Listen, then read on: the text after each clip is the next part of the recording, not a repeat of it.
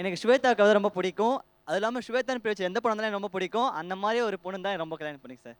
2 பேரும் உண்மையாலுமேக்கா அக்கா நீங்க அக்கான்ட்டு என்ன வேலையை பார்க்குறாங்க இவருங்க. ஆரம்பிக்கிறது கூட அக்கான்னு ஆரம்பிக்கிறது. ஏன்னா ஷெட்யூல் கரெக்டாக போட்டால் அந்த பிளானிங் படி அவங்களுக்கு நடக்க மாட்டேங்கிறது. பிளானிங் போட்டே நடக்க மாட்டேங்கிறதுனா பிளானிங்கே போடாமல் அங்கே உட்காந்து கதை எழுதினா எப்படி நடக்கும்? நான் வந்து ஃபேமிலி பேக்ரவுண்டில் யாருமே வந்து மீடியா கிடையாது. ஸோ ரொம்ப நான் மூவிஸ்லேருந்து தான் வந்தேன். ரொம்ப கஷ்டப்பட்டு தான் வந்தேன். நான் அப்போ எப்படி பார்த்தனோ இப்போ சீரியல்ஸ்க்கும் 2த்துக்குமே டிஃப்ரென்ஸ் இருக்குது. பெட்ரூம் சீன் வந்து கொஞ்சம் இப்போ உள்ள சீரியலில் வந்து கொஞ்சம் அதிகமாக கொண்டு வந்திருக்காங்க. அது கொஞ்சம் மாறலாம். ஏன்னா ஃபோனில் பார்த்தாலுமே சில பேர் வந்து ஃபோன் இல்லாத வீட்டு இன்னும் இருக்கிறாங்க தமிழ்நாட்டில். சில பேர் டிவியில் தான் பார்க்குறாங்களே. அந்த நைட்டு வந்து அம்மா கூட சேர்ந்து தான் டிவி பார்க்குற இன்னமும் தமிழ்நாட்டில் பீப்புள்ஸ் இருக்காங்க. ஸோ அந்த பெட்ரூம் சீன் மட்டும் கொஞ்சம் கம்மி பண்ணியிருந்தா கொஞ்சம் பெட்டராக இருக்கும். என் வாழ்வில் வரும் பெண் இவர்களில் ஒருவராக இருக்கணும், ஒருவரை போல இருக்கணும் அப்படின்னா யாரை சொல்லுவீங்க? வாசு. ஓகே. ஸோ அவங்களோட போல்ட்னஸ் வந்து இப்போ இருக்கிற பெண்களுக்கு வந்து நிறைய தேவைப்படுதுன்னு நினைக்கிறேன். ஸோ மனசில் பட்டதை டக்குன்னு பேசுகிறதும், இது தப்பு அப்படின்னா எதிர்த்து கேட்குற ஒரு மென்டாலிட்டியும் இருக்கணும். ஓகே. ஸோ அது வாசுகிட்ட நான் பார்த்துருக்கேன். அவங்களோட கேரக்டர்லையும் பார்த்துருக்கேன், லைவாகவும் அவங்க அப்படி தான் இருப்பாங்கன்னு நினைக்கிறேன். ஸோ அப்படி இருந்தால் will be better. Okay. Actually சாருக்கு வந்து என்ன பர்சனலாக தெரியும். ஆதிரா கேரக்டருக்கு தான் நான் எடுத்திருந்தாங்க. பட் ஆனால் என்னை பார்த்துட்டு இது எனக்கு நல்லா இருக்கும்னு சொல்லி அவர் எனக்காகவே உருவாக்குனாரா இல்லை அதை பிடிச்சதுனால என்ன போட்டாரான்னு தெரியல. ஸோ நான் ஆக்சுவலி சீரியலில் நடிக்கல, அது நான் நானாவே தான் இருக்கேன். ஸோ நான் அப்படி தான். ஓகே. இப்போ நீங்களாவே இருக்கீங்க. இதை போல உள்ள ஒருத்தரை தான் விரும்புகிறாரு. இதை போல ஒருத்தர் ப்ரப்போஸ் பண்ணுவார் அப்படின்னா அவருக்கு என்ன கண்டிஷன்லாம் போடுவீங்க? இப்படிலாம் இருக்கணும்னு. ஏன்னா அந்த போல்ட்னஸ் எனக்கு ரொம்ப பிடிக்குங்கிறாருல அவர். என்னவாக ஒரு மனைவியை நடத்தணும் அல்லது உங்களுடைய கணவர் என்னவாக இருக்குன்னு நினைப்பீங்க நீங்க? ரூல்ஸ் கல்யாணத்துக்கு அப்புறம் வந்து நீ லவ் பண்ணும்போது நடிக்கிறதுக்கு ஒத்துப்பாங்க, கல்யாணத்துக்கு அப்புறம் நடிக்கக்கூடாதுன்னு சொல்லக்கூடாது. அதாவது 2 பேருமே ஈக்குவல். இல்லை நானும் ரூல்ஸ் போட போகிறதில்ல, ஸோ அவரும் ரூல்ஸ் போடக்கூடாது. அப்புறம் பொய் சொல்லக்கூடாது, புரிஞ்சுக்கணும், ஈக்குவலாக 2 பேரும் இருக்கணும். அவரும் சம்பாதிக்கணும், என்னையும் சம்பாதிக்க வேணும். அவரோட நான் நிறையா சம்பாதிச்சா அந்த ஈகோ வந்துடக்கூடாது. என்னோட ப்ரொஃபஷனை மதிக்கணும். ப்ளஸ் இப்போது எனக்கு வேலை செய்ய இஷ்டம் இல்லைன்னா, வீட்டு வேலை செய்ய இஷ்டம் இல்லைன்னா சமைக்காரங்க வேலைக்காரங்கெல்லாம் வச்சுக்கணும். அதை விட்டுட்டு பொண்ணு தான் செய்யணும், பொண்ணு தான் எந்திரிக்கணும் அப்படின்லாம் நினைக்கக்கூடாது. ட்ரெஸ்ஸு இஷ்டத்துக்கு ஃபஸ்ட்டு பிரச்சனை இந்த ட்ரெஸ் பிரச்சனை இஷ்டத்துக்கு போட விட்டுறணும். ஏன்னா எங்களுக்கு தெரியும்ல எங்களை எப்படி பார்த்துக்கணுன்னு. என்ன மீறி ஒன்றும் அவங்களுக்கு தெரிய போகிறதில்ல. ஸோ எங்களையா இருக்க விடுங்க, அவ்வளோதான். கண்டிப்பாக சார். அவங்க எக்ஸ்பெக்ட் பண்ணது எல்லாமே நானும் வச்சுருக்கேன். ஸோ கண்டிப்பாக. என்ன வச்சுருக்கீங்க? இல்லை சார், சீரியஸ்லி இல்லை. இப்போ நான் சொல்கிறது என்னென்னா, அவங்க ஒரு ஈக்குவாலிட்டின்னு ஒரு விஷயம் சொன்னாங்க. நானும் சம்பாதிக்கணும், அவங்களும் சம்பாதிக்கணும், எனக்கு இந்த வீட்டு வேலைலாம் செய்யக்கூடாதுன்ற ரூல்ஸ் போடக்கூடாது. கண்டிப்பாக இப்போ வர ஆண்கள் எல்லாருமே எப்படி இருக்காங்கன்னா, ஈக்குவலாக ஷேர் பண்ணி செய்யலாம் அப்படின்ற மென்டாலிட்டிக்கு வந்துட்டாங்க. அவங்க ஏர்ன் பண்ணாலும் ஓகேன்ற மென்டாலிட்டிக்கு வந்துட்டாங்க. இப்போ யாருக்கும் ஃப்ரீடம் கொடுக்கணுன்ற மைண்ட் செட்டே இல்லை. ஃப்ரீடம்ன்ற வார்த்தையே இல்லை. அது யாரும் கொடுக்கறது இல்லை, கொடுக்க முடியாது. ஸோ அவங்களும் equal. Men and women are both are equal. So அவங்க ஆசைப்படுறது எல்லாமே செய்யலாம். அவங்களோட ஃபியூச்சரும் அவங்களுடைய கனவு எதுவானாலும் அவங்க கண்டினியூ பண்ணலாம். இல்லை விருப்பம் இல்லை அப்படின்னாலும் விருப்பம். அதில் வந்து ரொம்ப முக்கியமான ஒன்று இருக்குது, அதை நீங்கள் சொல்லவே இல்லை. சொல்லுங்க சார். நான் என்ன ட்ரெஸ் போடுவேங்கிறது நான் தான் முடிவு. கண்டிப்பாக அதில் தலையிடவே மாட்டோம் சார். நான் தலையிட மாட்டேன் சார். ட்ரெஸ்ஸிங் சென்ஸ் மற்றதெல்லாம் ஓகே தான். இல்லை சார். ஒருவேளை கல்யாணம் பண்ணிட்டோம்னா நீங்கள் 2 பேரும் கிளம்பி வெளியே போகிறீங்க, அவர் என்ன ட்ரெஸ் போட்டாலும் நீங்கள் சரி சொல்லிடுவீங்களா? கண்டிப்பாக சார். ட்ரெஸ்ஸிங் சென்ஸ் அவங்களோட முழு உரிமை, சுதந்திரம் கூட சொல்ல முடியாது. அம்மாக்கு பிடிக்காது குட்டையா ட்ரெஸ் போடுறது, அப்பாக்கு பிடிக்காது. கண்டிப்பாக கிடையவே கிடையாது சார். எங்கள் அம்மாவுக்கு பிடிக்காதுன்னா நான் சொல்லவே மாட்டேன். அம்மாவுக்கு பிடிக்கலனா? எங்கள் அம்மாவுக்கு பிடிக்காதுன்னு சொல்ல மாட்டாங்க. பிடிக்கலைனா சொல்ல மாட்டாங்க. அம்மா சொல்கிறாங்க, டே என்னடா உன் பொண்டாட்டி ட்ரெஸ் போடுறா அப்படின்னு. அது அவங்களோட உரிமை, நீ அதில் தலையிடக்கூடாதுன்னு சொல்லிடுவேன் சார். ஓ கண்டிப்பாக சார். முத்தருக்கு நான் வந்ததுலேருந்தே அவங்க இது நான் சொல்லணும்னு தான் சார் வெயிட் பண்ணிட்டு இருந்தேன். அவங்க லாக் ஸ்க்ரீன் வால்பேப்பர் எல்லாமே அவங்க ஃபோட்டோ தான் சார் வச்சுருக்காங்க. அந்த அளவுக்கு பிடிப்பேன் சார் அவங்களுக்கு. ஓகே, அதான் கேட்குறது என்னன்னா, உங்களுடைய வாழ்க்கையில் வர்ற உங்களுடைய மனைவி அல்லது உங்களுடைய காதலி இவர்களில் யாரை போல் இருக்க வேண்டும் நினைக்கிறீங்க? நீங்கள் சொல்கிறது இப்போ அவங்க. ஆமாம் சார். அவங்க டேட் ஆஃப் பர்த் முதல் கொண்டு தெரியும் சார். வர கம்மிங் ஜூன் 8 தான் சார் அவங்க date of birth. Birthday June 8 தான் சார் அவங்களுக்கு. அந்த அளவுக்கு தெரியும் சார். ஓகே, உங்கள் வாழ்க்கையில் ஒரு காதலியோ மனைவியோ கல்யாணம் ஆயிடுச்சு உங்களுக்கு? இல்லை சார். அதில் பார்த்துக்கிட்டு இருக்காங்க அப்படின்னா அது இவர்களை போல இருக்கணுமா இல்லை வேற யாரை போல இருக்கணுமா? இல்லை சார், அவங்கள போல இருந்தால் போதும் சார். நீங்க நான் வேணாமா? நீங்கள் வந்தாலும் ஓகே தான் மேம். நீங்கள் வந்தாலும் ஓகே தான். நீங்கள் வந்தாலும் ஓகே தானா? உங்க பேர் என்ன ப்ரோ? நான் வேணாமா? கணேஷ் வரவா எல்லாம் கேட்டு கடைசி அவன் ப்ரோ நீங்கன்னா அவன் என்ன ஆவா? What is your name? Ganesh. Ganesha? Ganesh. Okay. எனக்கு வந்து ஜானகி தேவி அவங்கள மாதிரி.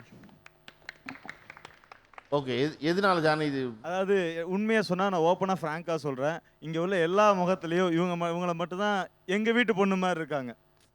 தமிழச்சி. ஓகே. மற்ற எல்லாருமே ஆர்டிஃபிஷியலாக இருக்க மாதிரி தோணுது எனக்கு. நான் ஓப்பனாக சொல்கிறேன் மேடம், தப்பாக எடுத்துக்காதீங்க மற்றவங்கெல்லாம். ஜானகி தேவி மட்டும்தான், அவங்க மட்டும்தான் ரொம்ப இயல்போட இருக்காங்க இயல்போட இருக்காங்க. எஸ், அந்த சுந்தரபாண்டியன் அந்த ஃபர்ஸ்ட் சீன் இருக்கு இல்லையா, அதை பார்த்து தான் நான் வந்து ஆக்சுவலாக வந்து அவங்க ரசிக்க ஆரம்பித்தேன். அவங்க இன்ஸ்டாவை ஃபாலோ பண்ண ஆரம்பித்தேன். ஆக்சுவலாக எனக்கு அவங்கள மாதிரி ஒரு இதில் இருக்கணும் அப்படிங்கிறது தான். அவங்க மாதிரி ஒருத்தர் இருக்கணும்னா நல்ல ஃப்ரெண்டு கல்யாணம் ஆயிடுச்சு, அதனால சொல்ல முடியாது. ஆனால் அவங்களுக்கு எனக்கு ஒரே வயசு தான். அவங்களுக்கு எல்லாரும் வயசு தெரிஞ்சு வச்சிருக்கீங்களா? எப்படி? Google sir, Wikipedia. உங்களுக்கு ஊர் இது? நான் மதுரை தான் சார். நிர்மலா ஸ்கூலில் படித்தேன். என் ஸ்கூல் அங்கே ஸ்கூலில் தான் அவங்க ப்ளஸ் டூவில் மார்க் எவ்வளவு? December 1988 23 date of birth 23 28. Rajnetra சொல்லுங்க, அடுத்த மாதிரி நான் உங்களுக்கு கோயிலில் அர்ச்சனை பண்ணிடுறேன். எந்த டைலாக் வேணும் சுந்தரபாண்டியன்ல? எந்த டைலாக் பிடிச்சிருக்கு உங்களுக்கு? முந்திரி பருப்பு பங்காளிக்கு இல்லை பாயாசத்துக்கு. பாயாசம் பங்காளிக்கு தானே ஊற்றுவேன். ஆனா ஒரு ரசிகனுடைய மனோபாவத்தை நினைச்சு பாருங்க. 10 வருஷமா அவன் அந்த பாயாசத்தோட தான் வாழ்ந்துகிட்டே இருக்கான். அந்த சீனுக்கு அவங்க வெக்கப்படுறது அவ்வளோ அழகா இருக்கும் அது. ஓகே, எனக்கு ஸ்வேதா கதை ரொம்ப பிடிக்கும். அது இல்லாமல் ஸ்வேதான் பேச்சு எந்த படம் தான் எனக்கு ரொம்ப பிடிக்கும். அந்த மாதிரி ஒரு பொண்ணு தான் எனக்கு ரொம்ப கல்யாணம் பண்ணிக்கு சார். ரெண்டு பேரும் அக்கா அக்கான்ட்டு என்ன வேலையை பார்க்குறாங்க இவருங்க. ஆரம்பிக்கிறது அக்கான ஆரம்பிக்கிறது. ஸ்வேதான் பேச்சு பிடிக்கும், உங்களையும் வந்து பிடிக்கும். ஃபிக்ஸ் பண்ணிக்கோங்க, நான் தங்கச்சியா இல்ல அத்தை பொண்ணான்னு சொன்னீங்க. எனக்கு எல்லாம் இல்லக்கா, எனக்கு மத்த பொண்ணு தான்க்கா வேணும்.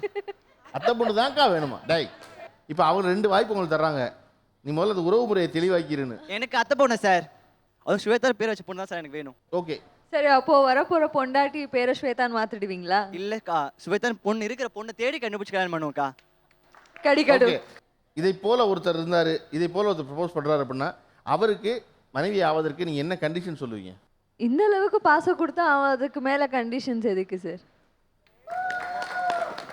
ஒரு சின்னத்திரை நடிகையா நீங்க ஒரு லிமிடேஷன் வச்சிருப்பீங்க. இதுக்கு மேல அதை செய்யவே மாட்டேன். அது கதாபாத்திரமா இருக்கலாம், தோற்றமா இருக்கலாம், அதுவாக இருக்கலாம். அப்படி நீங்கள் உங்களுக்கு வச்சிருக்கிற லிமிடேஷன் என்ன? எவ்வளோ பணம் கொடுத்தாலும் அந்த காரியத்தை செய்யவே மாட்டேன். இப்போது நான் பண்ண ஒரு சீரியலில் வந்து எப்படின்னா, லைக் ஹீரோ போய் கோவிலில் அவர் உட்காந்துருப்பாரு, நான் ஓடி போய் அவர் கன்னத்தில் முத்தம் கொடுக்கணும். அவர் டென்ஷன் ஆகி என்னை அறையிற ஒரு சீன். பட் எனக்கு வந்து முத்தம் கொடுக்கறதுல எனக்கு வந்து இஷ்டம் இல்லை. பிகாஸ் நான் டான்ஸர் தான், ஹக் பண்ணி டான்ஸ் பண்ணியிருக்கேன், கைப்பிடிச்சி டான்ஸ் பண்ணியிருக்கேன், என்னை ஹிப்பில் ஹோல்ட் பண்ணியிருக்காங்க. ஆக்ட்ரஸாகவும் அதே மாதிரி நிறைய விஷயங்கள் இருக்குது. பட் சில விஷயங்கள் எனக்கும் கொஞ்சம் பர்சனலாக, என்னதான் நம்ம அந்த கேரக்டராக இருந்தாலும் உடனே நான் திரும்பி பார்த்தது எங்கள் அம்மாவை தான். சார் அதை எக்ஸ்பிளைன் பண்ணும்போது நீங்கள் போய் கிஸ் பண்ணணும் அப்படின்னு சொன்னப்போ என்னை ஃபஸ்ட்டு நான் பார்த்தது அம்மா தான். அம்மாவுக்கு கூட ப்ராப்ளம் இல்லைனாலும் அம்மா உடனே நினச்சது அப்பா தான். பிகாஸ் சொசைட்டி என்ன நினைக்க போகுது, உனக்கு கல்யாணம் இன்னும் ஆகலை, இதெல்லாம் பார்த்துட்டு உனக்கு எப்படி மாப்பிள்ளை கொடுப்பாங்க, இந்த மாதிரிலாம் கொஸ்டின்ஸ் கேட்க ஆரம்பிச்சிட்டாங்க. எனக்கு இன்னும் கல்யாணம் ஆகலை. ஸோ அதனால அம்மா வந்து இல்லை வேண்டாம் பண்ண மாட்டேன் அப்படின்னு சொல்லிடு அப்படின்னாங்க. பட் ஆஸ் அ கேரக்டராக எனக்கு அந்த சீனில் நான் அறை வாங்கணும்னா அந்த மாதிரி ஏதாவது பெருசாக நான் அந்த விஷயம் பண்ணணும். ஸோ நான் சொன்னேன், நான் கன்னத்தில் வேணால் நான் கிஸ் பண்ணல, வேணா நான் கையில் வேணால் கிஸ் பண்ணிக்கிறேன் அப்படின்னு சொன்னேன். ஸோ எனக்கு அந்த கேரக்டரையும் பாதிக்கப்படாமல் நம்மளுடைய லைஃப்பும் இதாகாமல் நம்மளால என்ன பண்ண முடியுமோ அதை நான் பண்ணுவேன். பட் சொன்ன மாதிரி எனக்கு கிஸ் பண்ணுறது எனக்கு இது இல்லை. அண்ட் எனக்கு வந்து ரொம்ப நெருங்கி கொஞ்சம் கிளாமரஸாக ட்ரெஸ் பண்ணுறது எனக்கும் கம்ஃபர்டபுளாக இல்லை. பார்க்குறவங்கன்னு கொஞ்சம் மாடஸ்ட்டாக. பிகாஸ் எத்தனை பேருக்கு நம்ம வந்து இப்போ நிறைய பேர் சொல்கிறாங்க உங்களை ரோல் மாடல், இவங்க எனக்கு மனைவியாக வேணும் அப்படி இப்படின்னு சொல்லும்போது இவங்க எல்லாரும் இப்போ ஓகே இவங்க எப்படி இருந்தாலும் ஓகே அப்படின்னு சொல்லுவாங்க. அது ஒரு சைட் ஆஃப் த ஜென்ஸ் தான். பட் இன்னொருத்தவங்க வந்து இல்லை எனக்கு கொஞ்சம் மாடஸ்ட்டாக இருக்கணும் பொண்ணு, கொஞ்சம் ஹோம்லியாக இருக்கணும் பொண்ணு அப்படின்னு நினைக்கும் போது நான் அதுவாக இருக்கணும்னு நினைக்கிறேன். நான் வந்து சீரியலுக்கு வந்ததே மம்மி சொல்லி தான் அனுப்பிச்சாங்க, இந்த மாதிரி நம்ம சொசைட்டியில் எல்லாரும் பார்ப்பாங்க, ரொம்ப மாடஸ்ட் ஃபேமிலி நாங்கள். பட் நானே வந்து எல்லார்கிட்டையும் ஃபைட் பண்ணி இந்த ட்ரெஸ்ஸிங்லேருந்து எல்லாமே சரி, மாடர்ன் ட்ரெஸ்ஸாக போடுறதா இருந்துட்டும் சரி, டேடி வந்து டெய்லி ஃபைட் பண்ணுவாங்க. எனக்கும் அவருக்கும் ரொம்ப சண்டை வரும். கேட்டால் எனக்கு பிடிக்கும் டேடி இந்த மாதிரி ட்ரெஸ்ஸுனா அவங்க கேட்க மாட்டாங்க. ஸோ அவங்களுக்கு ஓரளவுக்கு புரிய வச்சுட்டு இந்த இண்டஸ்ட்ரி வந்ததே பெரிய விஷயம். அதுக்கப்புறம் என் மம்மி சொல்லி அனுப்பிச்சாங்க. அண்ட் பர்சனலாக வந்து இவங்க சொன்னாங்க கேரக்டருக்கு என்ன கொடுக்கணுமோ அது கொடுக்கணும். பட் நமக்குன்னு ஒரு ரெஸ்ட்ரிக்ஷன் இருக்கும்ல. இப்போ கிஸ்ஸிங்லாம் நமக்கு ஆப்வியஸாக எனக்கு பர்சனலாக வந்து எனக்கு அதெல்லாம் பிடிக்காது. ரொம்ப ஹக்கிங் ரொம்ப இன்டென்ஸாக இருந்தால் அது எனக்கு பிடிக்காது. அண்ட் ஃபேஷன் ஓகே, ஃபேஷன்ன்றது வந்து இவங்க போட்டிருக்கிறது ஃபேஷன். ஸோ அது வந்து கிளாமர்ன்றது வேறு, லைக் ரொம்ப எக்ஸ்போஸ் பண்ணுறது. ஸோ அதெல்லாம் எனக்கு பிடிக்காது. நான் வந்து அந்த மாதிரி சீன் இருந்தால் சொல்லிடுவேன், சார் எனக்கு இந்த மாதிரிலாம் பிடிக்காது, கிஸ்ஸிங் சீன்னா நான் பண்ண மாட்டேன். Like cheek maybe hug, light hug okay, cheek kiss கூட ஓகே, லைக் லிப் கிஸ்லாம் இட்ஸ் நாட் பாசிபிள், எனக்கு ரொம்ப கம்ஃபர்டபுளும் கிடையாது. அந்த மாதிரி நான் ஒரு ரெஸ்ட்ரிக்ஷன் வச்சுருப்பேன். அண்ட் அந்த மாதிரி பண்ணும்போது அவங்கள கூட ஆக்ட் பண்ணுறாங்கல்ல, அவங்களோட ஒரு இன்னுமே ரொம்ப கனெக்ஷன் ஆகிடும். அவங்க வந்து வேறு மாதிரி திங்க் பண்ணுவாங்க, அது வேறு வழியில் லீட் பண்ணும். ஸோ அது பர்சனலாக எங்களுக்குலாம் அது எனக்கு கம்ஃபர்டபுள் கிடையாது சார். ஸோ அந்த ரெஸ்ட்ரிக்ஷன் எனக்கு. ஓகே, உடைகள் இல்லாமல் வேற என்ன கண்டிஷன்ஸ் வச்சிருக்கீங்க? இது பண்ணவே மாட்டேனா, இது வேண்டாம் எனக்கு அப்படின்னு என்ன சொல்லுவீங்க? நிறைய ப்ரொஃபஷன்ஸ் இருக்குது இந்த உலகத்தில். பட் இந்த ஒரு துறை சினிமா மட்டும் பார்த்தீங்கன்னா நம்மளோட போகிறது கிடையாது. நம்மளை வச்சு நம்மளோட ஃபேமிலியில் இருக்க நிறைய பேரை வந்து அதை ஹாப்பியாகவும் அஃபெக்ட் பண்ணும், சம்டைம்ஸ் சேடாகவும் அஃபெக்ட் பண்ணும். ஸோ நான் அப்படி பண்ணுற எந்த ஒரு ரோலாக இருந்தாலும், எந்த ஒரு விஷயமா இந்த இண்டஸ்ட்ரியில் இருந்தாலும், நான் பண்ணும்போது ஒரு நிமிஷம் அவங்கள யோசிச்சு பார்ப்பேன்.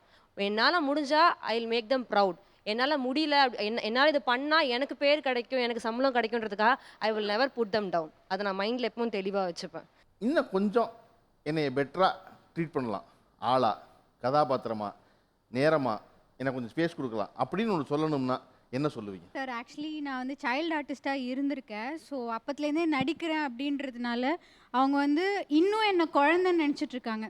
உரிமையோட அன்பு கொடுத்துட்டு, பிகாஸ் அசிஸ்டன்ட் டைரக்டராக இருந்த பீரியடில் அவங்க என்னை இடுப்பில் தூக்கி வச்சுட்டு ஷார்ட்டுக்கு கூட்டிகிட்டு போயிருக்காங்க. இப்போ அவங்க எல்லாம் டேரக்டர்ஸாக வளர்ந்துட்டாங்க.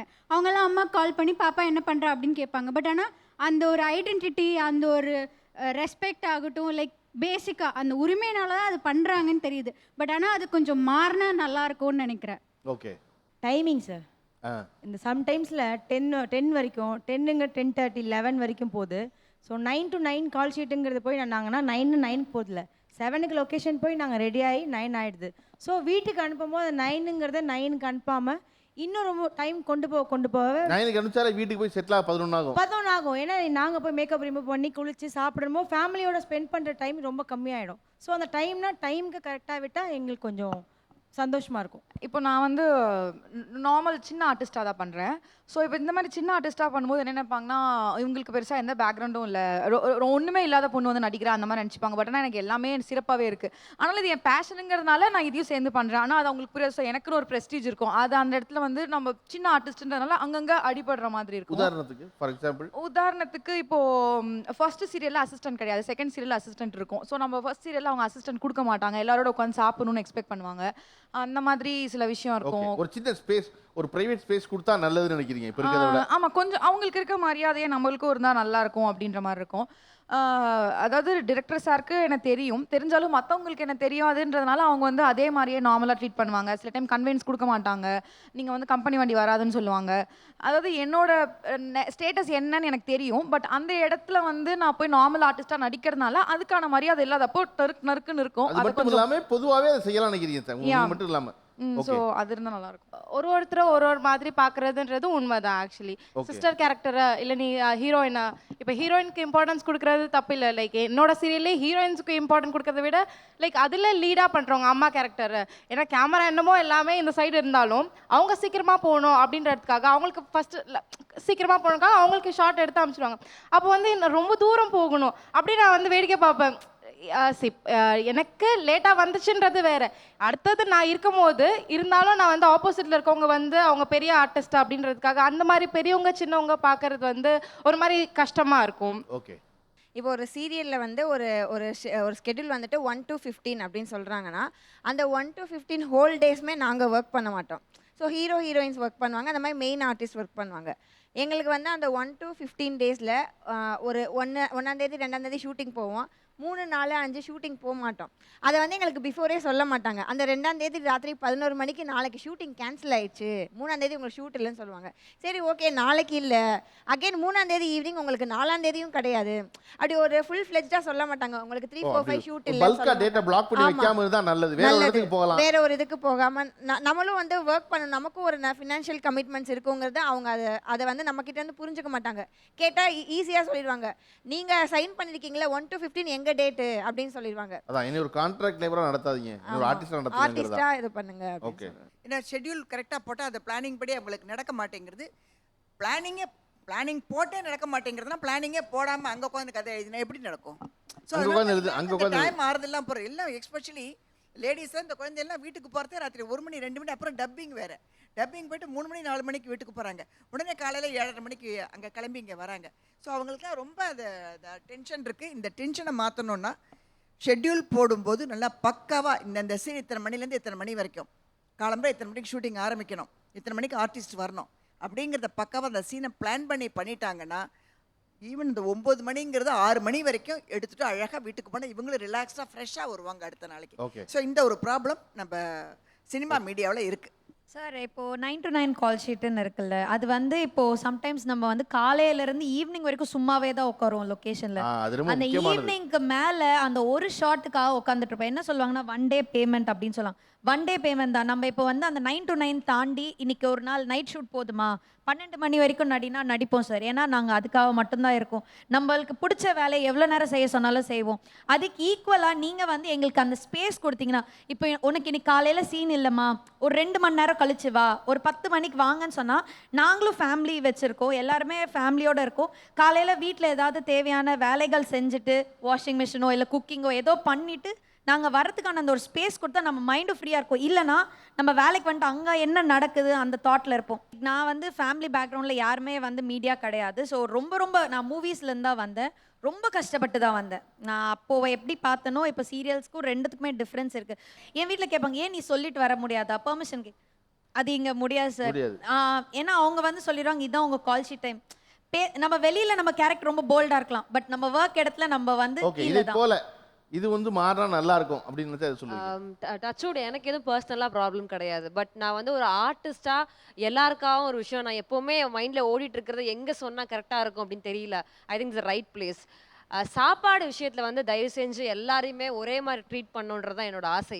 ஏன்னா ஒரு ஹியூமன் பீயிங்காக ஃபஸ்ட்டு ட்ரீட் பண்ணுங்கள். அப்புறமா வந்து சீனியர் ஆர்டிஸ்ட்னா கேரியர் கட்டி கேரவனுக்கு அனுப்புறது, ஜூனியர் ஆர்டிஸ்ட்னா நீங்கள் வந்து இது நான்வெஜ் கொடுக்க மாட்டேன்னு சொல்கிறது, அந்த மாதிரி இருக்கிற சிஸ்டம் மாறணும். மனுஷனை முதல்ல நீ மனுஷனா மதி, அப்புறம் நீ ஜூனியர் ஆர்டிஸ்ட்டு சீனியர் ஆர்டிஸ்ட்டு அக்கா தங்கச்சி ஹீரோயின்ற மதி.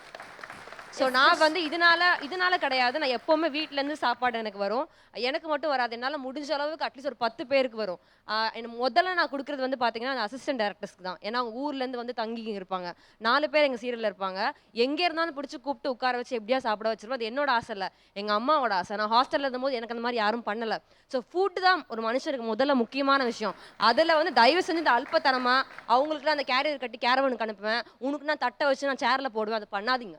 அது சினிமாலையும் இருக்கட்டும் சின்ன திரையிலும் இருக்கட்டும், பண்ணாதீங்க. அப்படியே டு ஆட் ஆன், இது வெறும் ஆர்டிஸ்ட்டுக்குன்னு மட்டும் இல்லை சார், எங்களுடைய அசிஸ்டன்ஸுக்குமே. பிகாஸ் அவங்களுமே மனுஷன் தான். பிகாஸ் என்னோட சீரியலில் என்னோட அசிஸ்டண்ட்டுக்கு இலை போட்டு அவன் தட்டி எடுத்து சாப்பாடு போட்டிருக்கான். அங்கே இருந்த ஒருத்தர் வந்து அந்த இலையை பிடுங்கி, நீ அசிஸ்டன்ட் தானே, நீ இலையில எப்படி சாப்பிடலான்ற ஒரு விஷயம் கேட்டுட்டா அவனுக்கு அது ரொம்ப ஹர்ட் ஆகி, சரிதான் தட்டுக்கு மேலே இலை வைக்க வேண்டாம், தட்டுக்கு மேலே இலை வைக்கக்கூடாது, ஆர்டிஸ்ட்க்கு மட்டும்தான் அப்படின்னு. பட் ஆர்டிஸ்டையும் தாண்டி அவன் ஒரு மனுஷன். ஸோ அது அக்கா சொன்ன மாதிரி மனுஷனா ட்ரீட் பண்ணும். ஓகே, வேற என்ன? இப்போ 9 to 9 கால் ஷீட்னு சொல்கிறாங்களே சார், வந்து உட்காந்துரும். அது முன்னாடியே சொல்லிடுவாங்க, ஒரு 1 week before or 3 days before அந்த மாதிரி சொல்லிடுவாங்க ஷெட்யூல்னு. வந்து உட்காந்து இது எனக்கு நடந்துச்சு 9 to 9 அந்த ஹோல் டே எதுவுமே எனக்கு ஷூட் எடுக்கல, வீட்டுக்கு அனுப்பிட்டாங்க. கேட்டால் காசு கொடுக்க மாட்டாங்களாம், ஏன்னா நீங்கள் கேமராவுக்கு முன்னாடி வந்து நடிக்கல, அதனால உங்களுக்கு காசு கிடையாது. அப்போ எனக்கு அந்த ஹோல் டே வேஸ்ட்டு.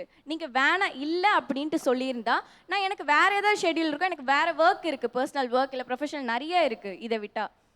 ஸோ அந்த ஹோல் டே எனக்கு வேஸ்ட்டு. அதை நீங்கள் ப்ராப்பராக ஷெட்யூல் பண்ணிட்டு சொல்லலாம்ல. ஸோ இந்த ப்ராப்ளம்ஸ்லாம் இருக்குது. இப்போ நீங்கள் எல்லாம் ஒரு கடுமையாக சீரியல் பார்க்குற ஒரு கடும் ரசிகர்கள் நீங்கள் இல்லையா?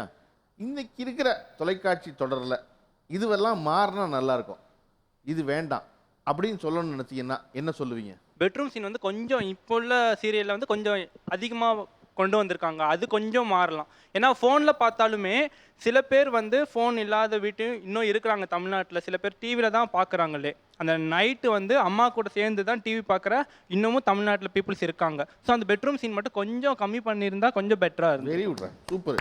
ஏன்னா நீங்கள் அதை பார்க்க விரும்புகிறீங்க நினச்சி தான் அம்மா திட்ட ஆரம்பிச்சது. டேய் எல்லாம் மாறி போச்சு, எல்லாம் கெட்டு போச்சுன்னு. இன்றைக்கி இருக்க அந்த பையன் தான் சொல்கிறான், இல்லை வேண்டாம், எங்கள் அம்மாவோட தான் உட்காந்து பார்க்குறேன், அந்த பெட்ரூம் படுக்கேறி காட்சியை காட்டாதீங்கன்னு. நெகட்டிவ் கேரக்டர்ஸை கம்மி பண்ணிக்கலாம் சார். ரொம்ப ஆக்ரோஷமாக காட்டாமல், இல்லை ரொம்ப வன்மத்தை வச்சுக்கிட்டு காட்டாமல், சுச்சுவேஷன் ஏற்ற மாதிரி அவங்கள மாறி மாறி அதை ட்ராவல் பண்ணால் பெட்டராக இருக்கும்ன்றேன். ஏன்னா எனக்கு நடக்காதது, என் கூட இருக்கிறவங்களுக்கு நடக்காதது, எனக்கு நடக்கிறதா ஃபீல் பண்ணுறது வந்து நாடகத்தில் நான் ஃபீல் பண்ணிக்கிறேன்.